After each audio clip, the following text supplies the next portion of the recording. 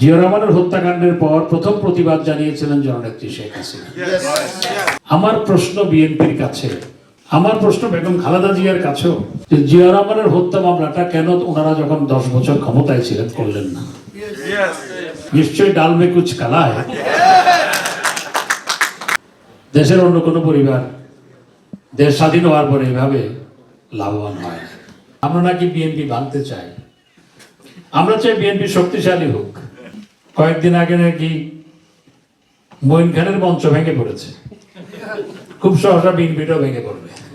পদ্মা সেতুর উপর দিয়ে ওপারে গিয়ে মিটিং করে বলে দেশে কোনো উন্নয়ন হয় না। আর আমি তো দলের মানুষ, দলে আমার মূল ঠিকানা। তো এখানে এসে আপনাদের সাথে দেখা না হলে তো মনও ভরবে না, মনও কষ্ট থাকবে। আর সবার সাথে একসাথে ঐক্যবদ্ধভাবে দেখা করার আমি অভিপ্রায় ব্যক্ত করেছিলাম, এবং আপনারা সবাই ঐক্যবদ্ধভাবে এই আয়োজন করেছেন, এই জন্য ধন্যবাদ জানাই। আজকে যেমন ইউএন পিসকিপিং ডে, একই সাথে 1981 সালে 30শে মে জিয়া রহমান হত্যাকাণ্ডের শিকার হয়েছিল। আজকে বিএনপি অনেক ঘটা করে অনেক কিছু পালন করছে বাংলাদেশে। জিয়া রহমানের হত্যাকাণ্ডের পর প্রথম প্রতিবাদ জানিয়েছিলেন জননেত্রী শেখ হাসিনা। এটা বিএনপির মনে আছে কিনা আমি জানি না। এবং জিয়া রহমান তার সতীর্থদের দ্বারাই হত্যাকাণ্ডের শিকার হয়েছিল। আমার প্রশ্ন বিএনপির কাছে, আমার প্রশ্ন বেগম খালেদা জিয়ার কাছেও, আমার প্রশ্ন বিএনপির ভারপ্রাপ্ত চেয়ারম্যানের কাছেও, যে জিয়া রহমানের হত্যা মামলাটা কেন ওনারা যখন 10 বছর ক্ষমতায় ছিলেন করলেন না? নিশ্চয়ই ডাল মে কুছ কালা है। কেঁচো করতে সাপ বেরোবে, সেই জন্য তারা সেটার বিচার করে নাই। আমরা বহুবার বলেছি, জিয়া রহমানের হত্যা মামলা কিন্তু আদালতের মধ্যে, সেটা ডকেটের মধ্যে পড়ে আছে, বন্দী হয়ে পড়ে আছে।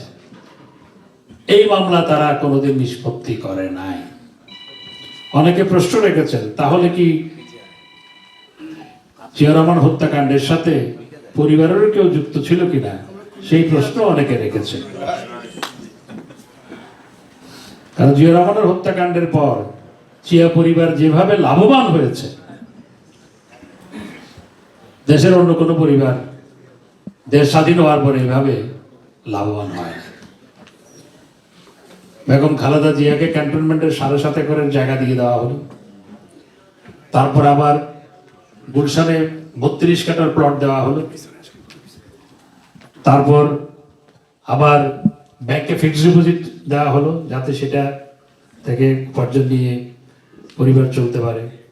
ভাঙা সুটকেস দেখানো হলো, ছেঁড়া গেঞ্জি দেখানো হলো।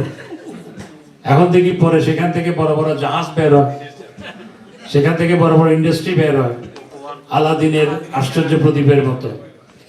তো সুতরাং অনেকে অনেক প্রশ্ন রাখে।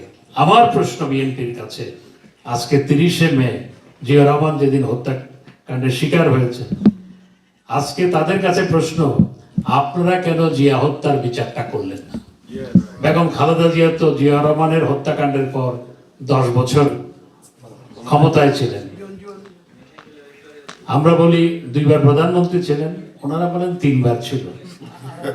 আমি ধরে নিলাম 2.25 বার ছিল। আপনি কেন বিচারটা করলেন না, এই প্রশ্ন আমার কাছে। এবং এখন বলছে যে আমরা নাকি বিএনপি ভাঙতে চাই। বিএনপি আমরা মোটেও ভাঙতে চাই না, আমরা চাই বিএনপি শক্তিশালী হোক। কিন্তু বিএনপি তো নিজেরাই নিজেদের ভেঙে ফেলছে। কয়েকদিন আগে নাকি মঈন খানের মঞ্চ ভেঙে পড়েছে, খুব সহসা বিএনপিটাও ভেঙে পড়বে। পদ্মা সেতুর উপর দিয়ে ওপারে গিয়ে মিটিং করে বলে দেশে কোনো উন্নয়ন হয় না। ঢাকা শহরে ফ্লাইওভার এলিভেটেড এক্সপ্রেস উপর দিয়ে গিয়ে বলে যে কিচ্ছু হয়নি। তো এই যাদের চোখ থাকতে অন্ধ, কান থাকতে বধির, আমি আল্লাহর কাছে দোয়া করি তাদেরকে আল্লাহ হেদায়েত করুক। তো আমি এই যে পরিবর্তন, মানুষের স্বপ্নের যে বাস্তবায়ন হচ্ছে, এটি অব্যাহত থাকবে যদি জননেত্রী শেখ হাসিনা অব্যাহতভাবে দেশ পরিচালনা করতে পারে। আর সেটি করতে হলে পরে দল ঐক্যবদ্ধ থাকতে হয়।